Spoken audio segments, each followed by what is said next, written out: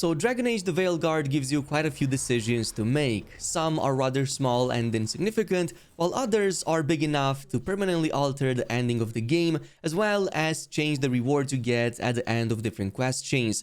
That's why today we'll take a look at how impactful the biggest choices are in this game and what you get by picking each one of them.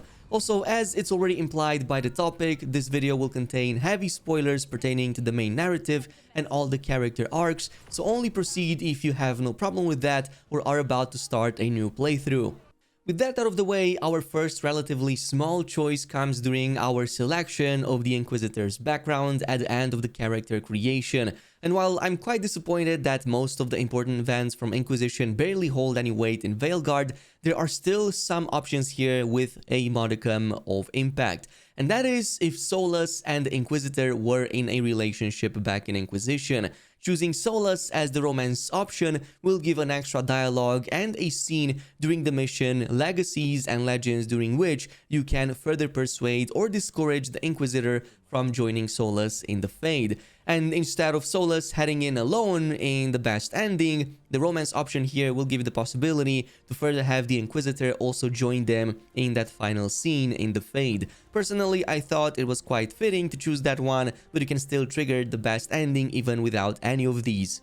Now, technically, before the game's first big decision, there is another one on a smaller scale, which happens during the Shadows Crossing mission when you encounter the mayor pretty much being entangled by the Blight. And in this case, if you choose to not save him, eventually this will turn him into a dark spawn and you will get a new mission pop-up called a Growing Corruption. At the end of it, you're going to get an extra reward and some more Grey Warden and Veil Jumper's reputation. However, if you choose to save him, the only big conclusion is that some of your companions will disapprove of that, but there's not going to be any extra mission with him, and you only get to see him in one extra final scene in the Venatori hideout, but he won't do pretty much anything. Which actually brings us to our first and big decision we can do in Veilguard, which is going to happen during Chapter 6 at the end of the quest called A Warden's Best Friend, right after you've recruited Davrin for the first time.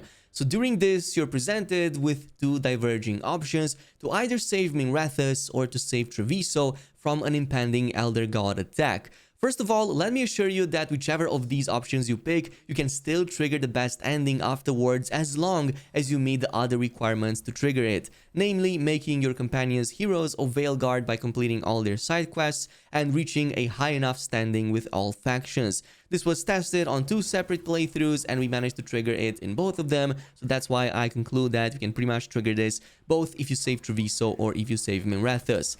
However, there are still some very big game-spanning consequences depending which city you save. So one is that whichever city you choose to save, the other will get permanently destroyed or affected by Blight, and you will also completely lose the faction Vander associated with that city. So if you chose to save Minrathous and left Treviso behind, the Antivan Crow Vander will be gone for good, which means also all the Antivan faction items, uniques, and cosmetics. The same if you save Treviso instead, Minrathous will lose all the Shadow Dragon's Vander and all of its contents. This also means losing the possibility to sell any valuables to the missing Vander, which means missing out on some of the main ways to increase reputation with that faction, putting you at a risk of not getting a high enough standing later on for the best ending, especially if you skip out on some of the faction-related missions. So to somewhat make up for that, I recommend selling at least one or two batches of valuables at the vendor that you're planning to leave behind, even buy some of its items if you can before you make the big decision in Chapter 6, as that's going to give you an extra couple hundred points for that faction reputation to help you later down the line. Additionally, whichever character was associated with the faction that you left fending for itself, so either Neve or Lucanis, they will temporarily leave to help with the aftermath of their city getting destroyed, making them inaccessible as party mates for a short while. But even more important is that this will also further affect your option in their quest lines, because whichever of these two has their cities affected, they will become less trusting of people, harder to romance, and also lose out on the final hero choice option in their quest chain, locking them towards the more aggressive route of those quests as well as their rewards. So for Lucanis, this quest line will auto-default to the decision to imprison the traitor at the end of his quest chain. Meanwhile, for Neve, she will get locked out of the possibility of becoming the hope of Dogtown.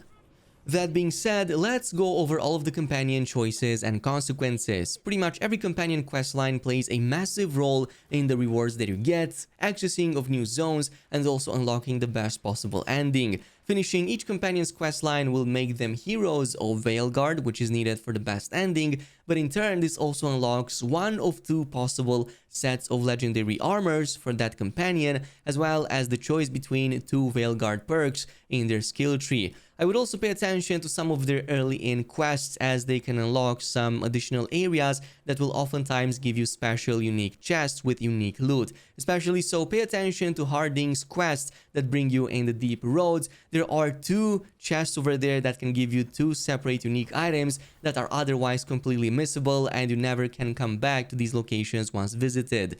So just to go quickly over each companion's choices at the end, for Bellara you can choose between freeing or keeping the archive. So in the case of freeing the archive, you're going to get the Reborn Leather legendary armor. This is going to make detonations apply shock to all affected enemies, and detonations will deal additional 200 electric damage. And you also get the Chain Lightning passive, which is going to make Bellara's weapon attacks to deal Chain Lightning against shocked enemies, dealing extra 100 electric damage, and that effect of shocked is 10% stronger, so that can help quite a bit with these builds. For keeping the archive, you get Archivist's Mail. This makes detonating a sundered enemy to detonate another nearby sundered enemy, but on a 30-second internal cooldown. Enemies near their second detonations become vulnerable to electric damage, and you also get the Lingering Strike with this. So Bellara's Replenish ability now applies Weakened in a 6-meter radius around you. Whenever Bellara applies Weakened, it is also going to deal 200 electric damage, and yeah, it renders the target shocked. For Davrin, you can choose at the end if to let the Griffins to remain in Erlathen or to go back with the Grey Wardens. If you choose to let them in Erlathen, this is going to give you the Wildwood Benefactor for Davrin. So it's going to make detonating staggered enemies deal staggered to all nearby enemies, and staggered from detonating is increased by 10% for each enemy hit, which is actually a very strong option that I also use. And you can also get the Battle Master. A Sun's ability deal 25% more damage. When used, the Sun's ability grant precision. Now, if you choose to leave off the Griffins to the Grey Wardens, you're going to get the Grey Benefactor armor. This is going to make detonations damage to deal fire damage, and also deal 25% more fire damage per each stack of burning on the target. You also get the Defender perk for him. A Sun's ability have a 25% shorter cooldown. When used, abilities grant Deflect. Now for Emmerich, it becomes a bit more interesting because his option at the end, yeah, just hovers between becoming a Lich or not. So if you encourage him to become a Lich, he's going to obviously become one, he's going to look much cooler, he gets this really awesome skeleton face, but unfortunately you can't have that in normal gameplay, he's just going to default back to his former face. But if you choose this option to become a Lich, he's going to get the Lich's Vestige, which is going to boost the detonation damage on enemies that were affected by the Sundered effect, and you also get extra necrotic damage. Plus, his passive is actually one of the best with this one. You get Death's Caress. All of Emmerich's ability apply necrosis when dealing damage, and the party's affliction damage is increased by 25%. So this potentially is the best route if you're going with that affliction rogue build that I made a few days ago. This is going to boost up the already high damage on that to even higher heights. Now besides that, if you help Manfred instead, you're going to get Graven's Vestments. This is going to make detonations to deal 50% damage against healthy enemies while you are at low health, and detonations grant you invulnerable while you are at low health. And then you also get the passive for him called Life's Embrace. Your low health threshold is now increased by 10%. The party deals 50% more damage while you have low health. Now in terms of Harding, you can choose to embrace the Titan's Anger or not at the end of her questline. So if you choose the Embrace option, you're going to get Titan's Vengeance armor set. This is going to get your detonations to now apply bleeding, and detonations deal 25% bonus damage to bleeding enemies. Another great synergy with that Affliction rogue build. Plus the Stone's Vengeance, which makes Harding's weapon attacks to occasionally be replaced with Titan Stones, which can deal 20% more damage and apply bleeding on hit.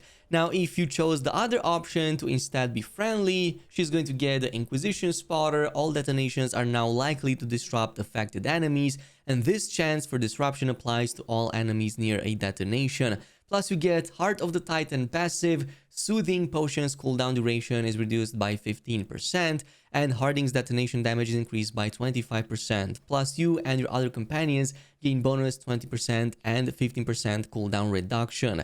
Moving on to Lucanis, you will choose if Ilario's actions in the last mission can be forgiven or if he should be imprisoned. And keep in mind that if you chose to not save Treviso, you're going to automatically default to the option that imprisons Ilario. You don't get the option to, forgive him. But in this case, if you choose the imprison option or if you get it because you chose to save Minrathous instead, this is going to give you the crow's tenacity. It's going to make detonations versus knocked down enemies to stagger all nearby enemies, and stagger from detonations is increased by 50% for each enemy hit, which is actually pretty insane. You also get the Demon of Defiance passive, critical damage and detonation damage increased by 50%, and Lucanis' ability now deal 25% more damage to enemies suffering from an affliction. And if you show Mercy to Ilario, you're going to get Crow's Poise, which is an armor set that makes detonation on overwhelmed enemies to detonate another nearby overwhelmed enemy, and enemies near the second detonation just become vulnerable to necrotic damage. Plus you get Demon of Rebellion, your resistances are increased by 10%, and the party's barrier damage is increased by 25%. Then we have Neve. Again, you're going to have the option to choose between bringing the Hope to Dogtown before the final boss encounter in her last mission or to protect the Dogtown from the shadows.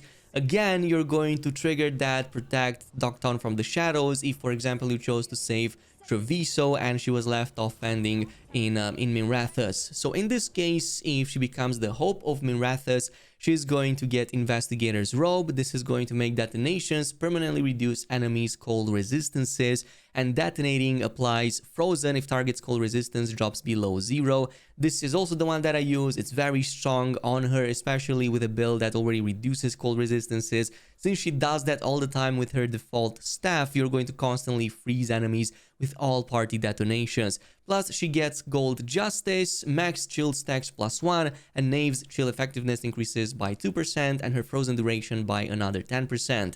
On the other hand, if you choose with her to save Dogtown by any means necessary, she's going to get the Threader's Plates. This is going to make enemies remain sundered when detonated but cannot be sundered again, and sundered effectiveness is increased by 20%. Plus, she gains Winter's Wrath, Neve's critical damage is increased by 50%, and her damaging abilities do 25% damage against low health, with a cooldown reduced by 20%. And finally, in the case of Taash, you have the options between pursuing Qunari Heritage and Rivaini Culture. So if you choose Qunari Heritage, she's going to get the Qun's Honor, which is going to make detonating weakened enemies to detonate other weakened enemies nearby, and the second detonation applies to all nearby enemies. Plus, she gets Qunari Focus, Taash's weapon attack damage is increased by 50% with a 20% cooldown reduction, and burning duration is increased by 2 seconds.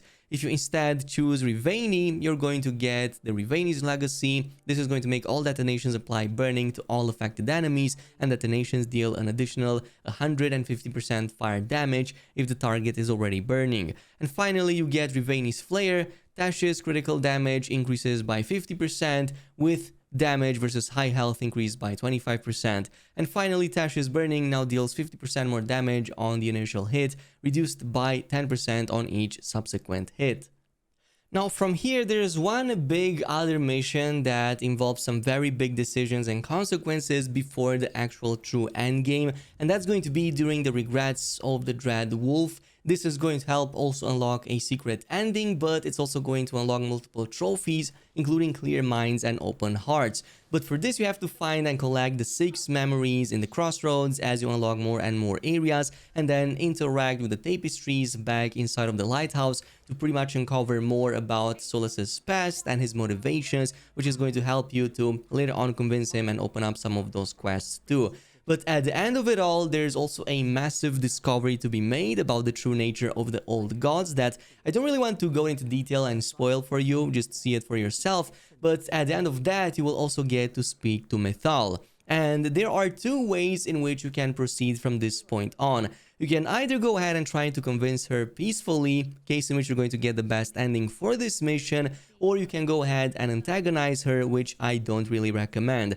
So for the peaceful option, I recommend the following dialogue choices. You're going to start with, I want your help, then we must stop the blight, then you stood against it, we must stop the gods, they wronged you, we are worthy, and finally, building a safe place. Once you've done all of this, you're going to see her giving you the Mythal Light Unique Longsword, at least for the rogue it did, which deals 80 of all sources of damage, so 80 necrotic, fire, electric, and cold. And if you antagonize her instead, this is going to lead to a boss fight against her in a dragon form, which is not going to give you any sword at the end of it, just a bunch of crafting mats and some legendary mats, which you honestly can get from pretty much anywhere else. But in both of the cases, you can also open up the chest on the upper ledge on the left side of the boss arena, which is going to further give you a pale reflection. So this is going to have you deal 20% more damage versus enemies at low health. All standard enemies are always considered at low health, plus defeating enemies grants 5% ultimate, so it's one of the best in the game. And now that you've unlocked Mythal's Essence, this also gives you two possible choices, either to use it during that final encounter in the Heart of Corruption side mission, or to keep it for the best possible ending in the game. I'm not sure you can use it in both of them, as I no longer have the saves for that, but I would keep it off for the final true best ending of the game to be able to unlock it.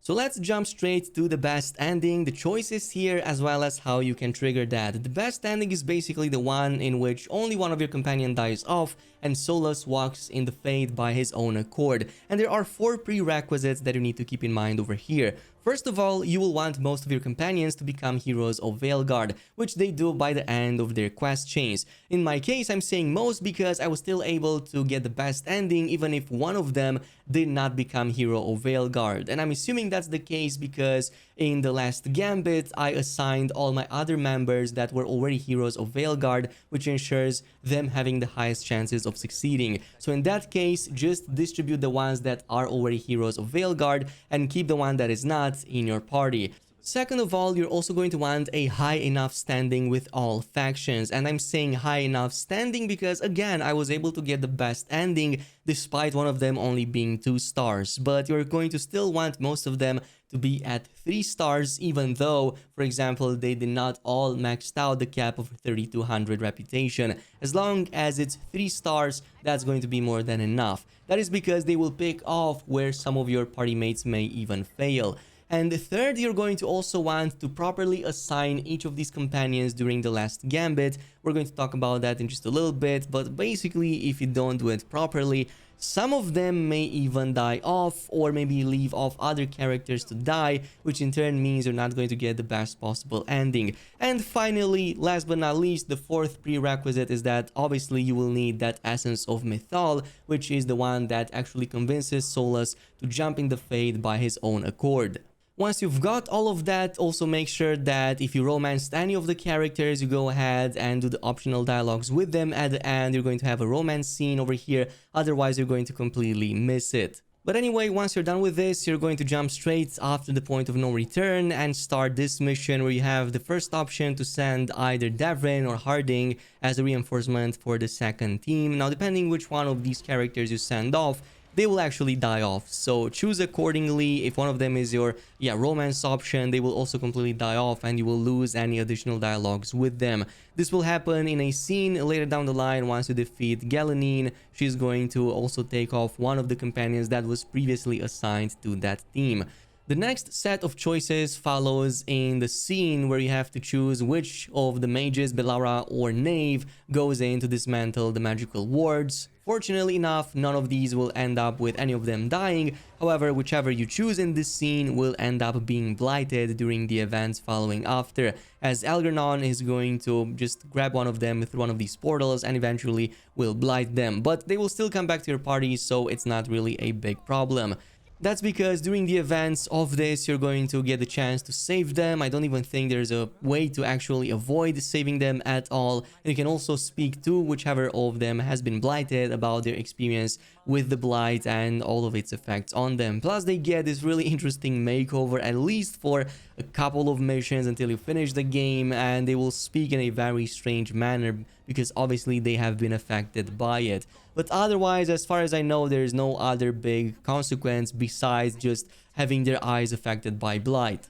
Now, right after this, you're going to jump into the mission called A Cage for Gods, during which you're going to be absorbed in the Veil, and during this, you're going to get some extra dialogues depending which of your choices were picked previously. So if you chose Bellara or Neve to disable the wards, you're going to see some statues of them, and if you chose Davrin or Harding to sacrifice themselves, you're going to also see some extra dialogues with them. And of course, I also recommend going ahead and checking this chest in the middle. There are 3 main items you have to just grab from nearby, but if you do so, you're going to get 3 very strong runes. One is the Rune of Blast, which basically just calls forth a meteor on the target. Another one is Displace, which makes all of your attacks to have a very high chance to disrupt enemies. And finally, you also get Rampart, which is really strong. You want some extra staggers, this is going to be the one for you. Once you're done with all of this, you then get the final Gambit, during which you're going to assign most of your party mates to different tasks for the final assault. And you're going to want to, just meet 2 prerequisites here. One is to make sure that whoever gets assigned is also hero of Veilguard, which is going to make them succeed. And second of all, also just put them to a role that fits them. So for example, in the first selection, you have companions who have experience dealing with magic wards or protecting others in battle when assigning them to the Veil Jumpers. In this case, I believe that any of the mages work except Emmerich, so pick either Bellara or Neve here, but you can also go with Taash or with Davrin. Both of them actually seem to succeed at protecting the Veil Jumpers and also keeping Strife alive. For the second option, companions who have experience fighting mages or attacking by surprise, Lucanis is obviously the best option. And for the third one, companions who are experienced in fighting massive enemies or constructs, again, you can go with Harding, you can go with Taash, you can go with Davrin. They all work for this and they will continue to survive. Now, if for some reason any of your companions fall off in combat here, there's going to be an extra scene that you get a bit later on as a safe spot where you will see, at least some remnants of whichever companion fell into battle, and you can pay your respects to them. Now, while you're still on the last breath mission inside of the hideout, before you leave, also check out Isabella. She becomes a vendor and sells all available items from all the vendors from each faction, with the exception of the one that you left behind. So since I did not pick Treviso, I did not get the Antivan Crow items here, but everything else was available. You can go ahead and buy. Plus, of course, you also have the shopkeeper near her in case you really need that last upgrade to max level 10. And on the way outside of the door, make absolutely sure that you stay through all of Morrigan's dialogue. She's going to give you one of the strongest runes in the game, which is the ultimate salvation of Thalassen. This is going to give you pretty much every single strongest buff in the game, even invulnerable and damage, and a 75% passive detonation damage, which is going to be a huge game changer. Now from here, the only other option is a little bit later in the Dreadwolf Rises chapter 14, during which you're going to have to assign one final person to protect the front lines at the Divine's Manor. So in this case, I recommend somebody who has experience fighting in the front lines. Basically, Taash can work just fine. Everybody else, I believe, is not going to have such a high chance. Maybe Davrin, but I'm not 100% convinced. Just pick Taash and you should be fine.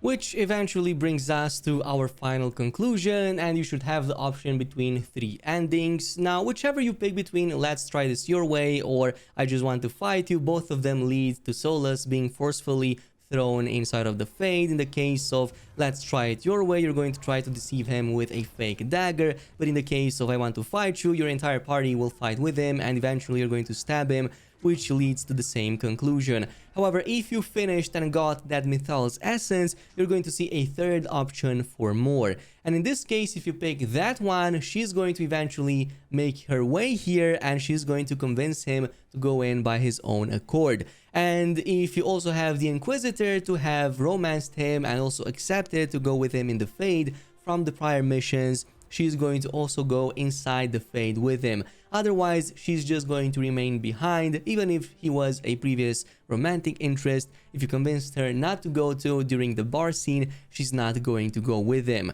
And that pretty much concludes today's video of all the options. Of course, there are quite a few that I left behind, but most of them have no real impact outside maybe just a few extra cutscenes or maybe some extra dialogue conversations. Basically, gameplay-wise, this is what you get most out of. Thanks so much for watching, and I'll see you in the next video.